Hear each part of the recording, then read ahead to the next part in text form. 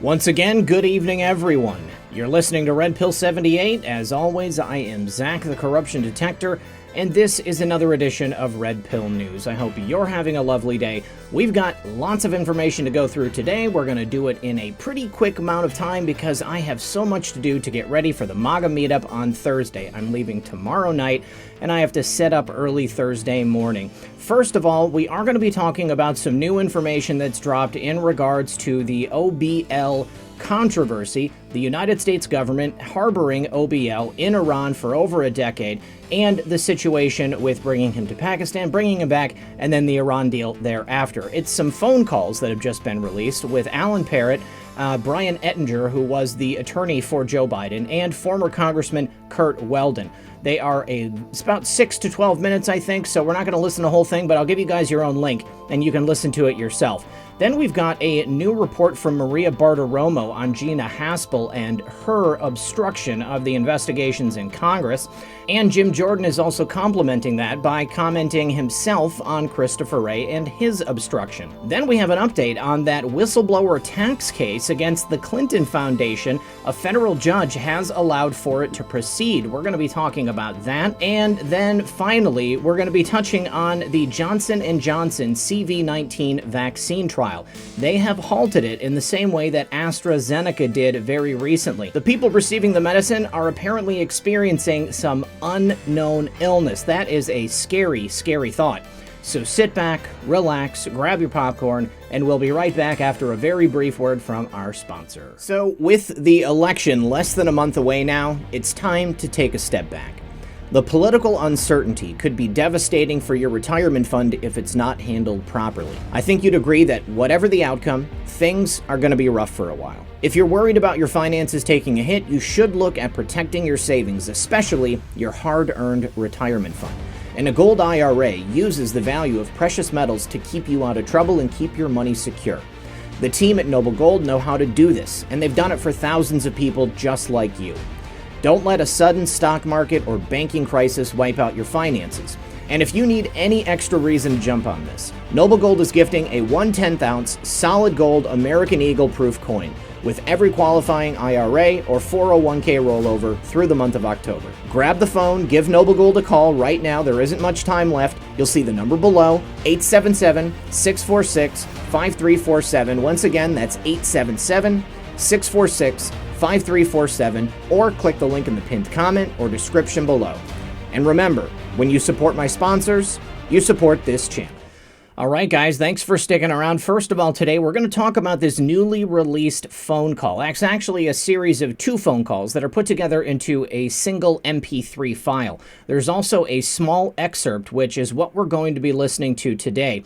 But it also includes a transcript of the entire 2 calls, as well as the copy of a letter that was sent to General Michael Hayden at the Clowns in America, trying to offer up information on the location of OBL, and an NDA, a non-disclosure agreement, signed by the attorney for Joe Biden, which would be Brian Ettinger. So I've got it right here. Let's go ahead and pull it up and take a look. We have identified with documentation 3 mechanisms used by the Bush administration to covertly engineer bin Laden's house arrest inside Iran. We have identified 2 mechanisms used by this administration to continue the legacy. And Hillary Clinton's fingerprints are all over this, and Leon Panetta's fingerprints are all over this.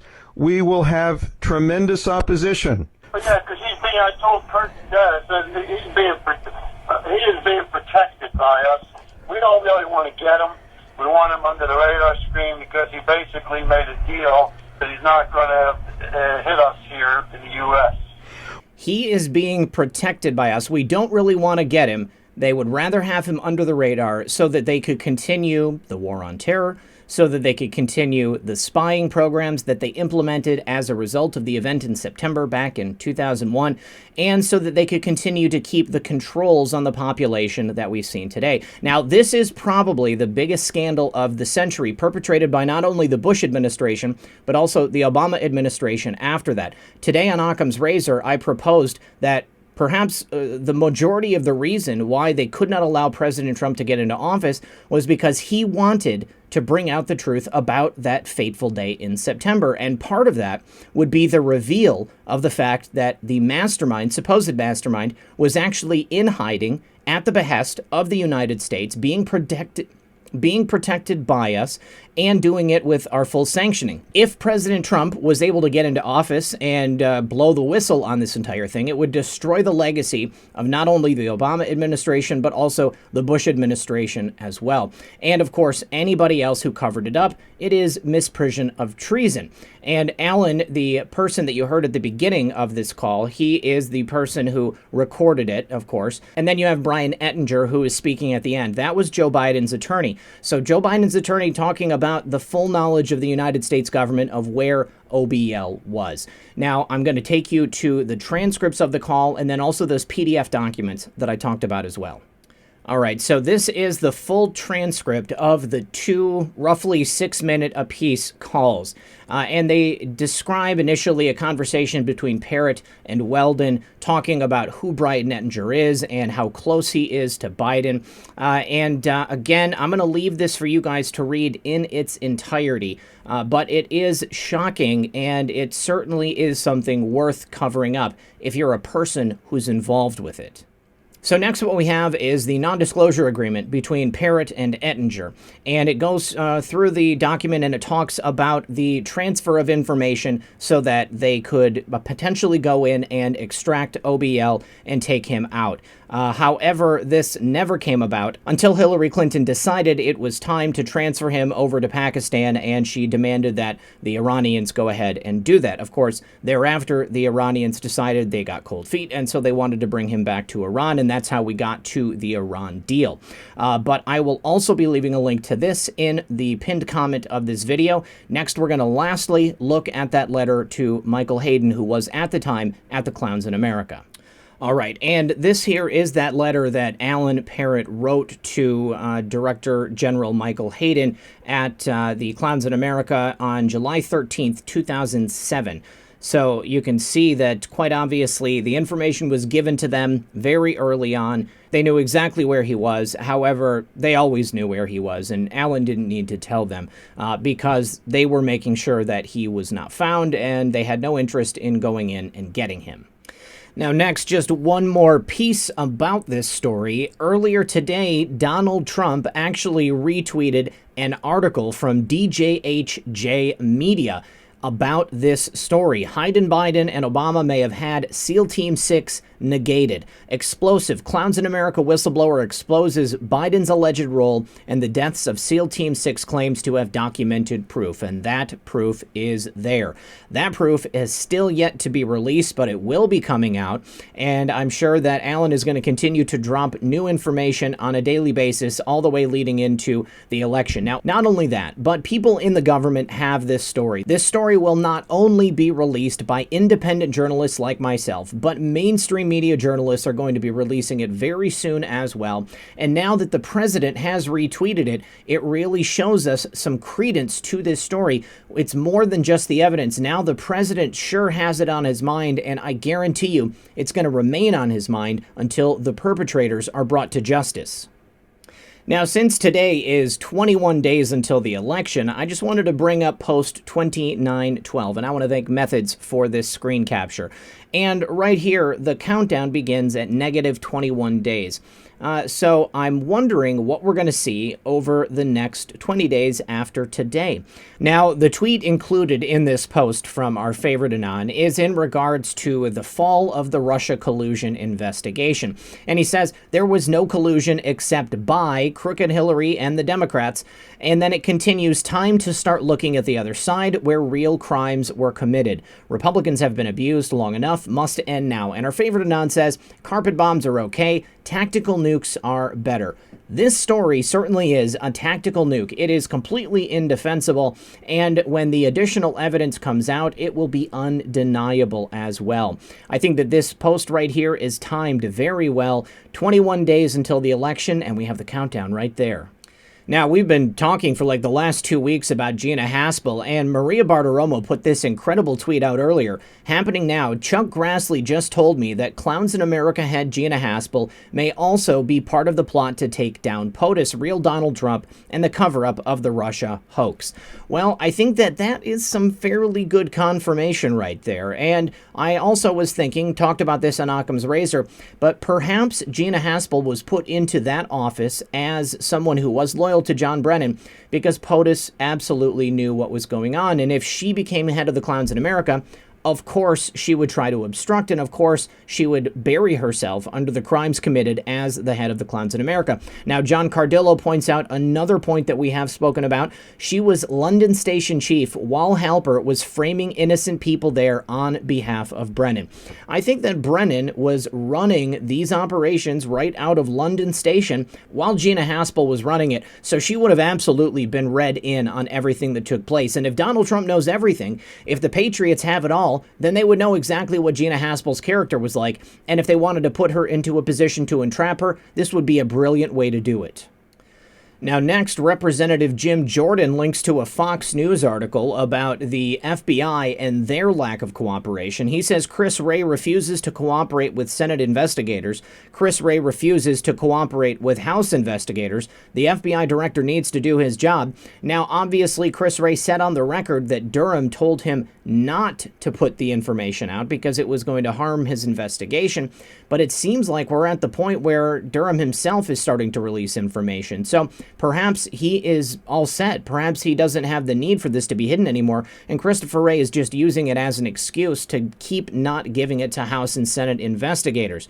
At this point, the jury's still out for me on Christopher Wray about what kind of a person he is, but I say the same thing that I said about Gina Haspel. If President Trump was looking to put a swamp creature in charge of any of these federal agencies because he knows that they would try to bury the information and break the law by obstructing justice, this is, again, a brilliant way to take care of it. My name is John Moynihan, and I'm one of 3 partners that engaged in this investigative effort involving a 501c3, and in particular, the Clinton Foundation, the subject of today's hearing. Please note that we do many investigations into 501c3s, and this is just one of many. That right there was John Moynihan, and as he stated, he is one of 3 partners in an agency that investigates 501c3 organizations. Now, at this hearing, which was delivered at the Oversight Committee a couple of years ago, they discussed their findings in terms of the books of the Clinton Foundation, and they found a whole host of problems. Well, today, a federal tax judge has dropped a bomb on the heads of the Clinton Foundation. Let's take a look at the report. So after the group prepared their forensic analysis of the Clintons' books, they filed a formal whistleblower submission, which included 100 or more formal exhibits in excess of 6,000 pages of evidence. They gave it to the Internal Revenue Service on the Clinton Foundation back in August of 2017, and then they went to Congress and testified that they had submitted the same materials to the Federal Bureau of Investigation as well. And they selected U.S. attorneys in the Department of Justice that they gave the documents to, and it included reviews of the Foundation's tax returns of their donors, also reviews including audits of the Foundation's programs and operations, both foreign and domestic, email exchanges between Foundation executives and foreign governmental officials, contracts with foreign governments and engagements with other public and private entities, and reviews of partnerships with an array of private companies, including private universities and other 501c3 charities. They also included interviews with both current and former senior Clinton Foundation officials, reviews of state registration materials, and documents covering the Foundation's own internal reviews. Now, during the hearing, they highlighted that they believe the evidence that they presented in their submission provided probable cause that the Clinton Foundation violated IRS codes relating to the organization and operational tests for a 501c3 public charity, with specific details addressing misrepresentations and misuse of donated public funds. So that takes us to today. Because today, a federal tax judge has allowed this whistleblower case against the Clinton Foundation to actually proceed, something that never would have happened under the last administration.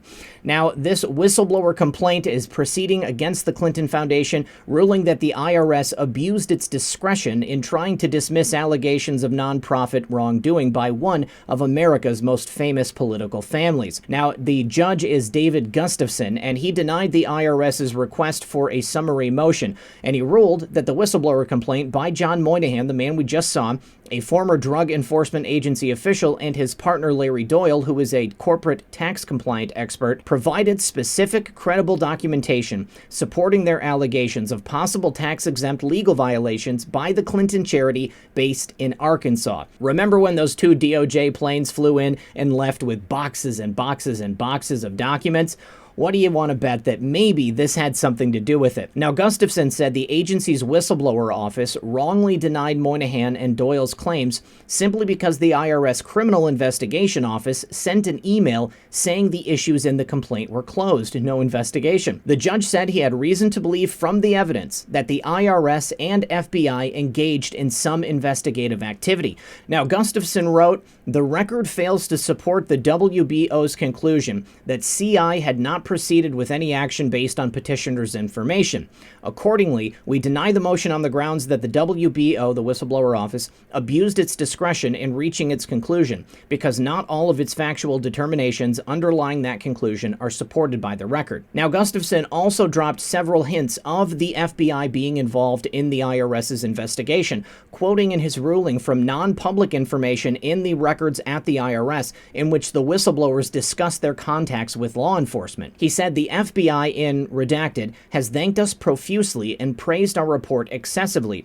As one individual close to the investigation commented to me, "You and your colleagues have saved numerous federal agents thousands of hours of work." Now, Moynihan and Doyle are by trade financial forensic investigators, and they filed this complaint with the IRS alleging that the Clinton Foundation violated tax laws governing tax-exempt entities. This is something that they really need to pay attention to if they want to hold on to that tax-exempt status. They burst onto the scene in December 18 at that congressional hearing that we saw at the opener, and they claimed that the Clinton Foundation wrongly operated as a foreign lobbyist by accepting overseas donation and then trying to influence U.S. policy, which they clearly did.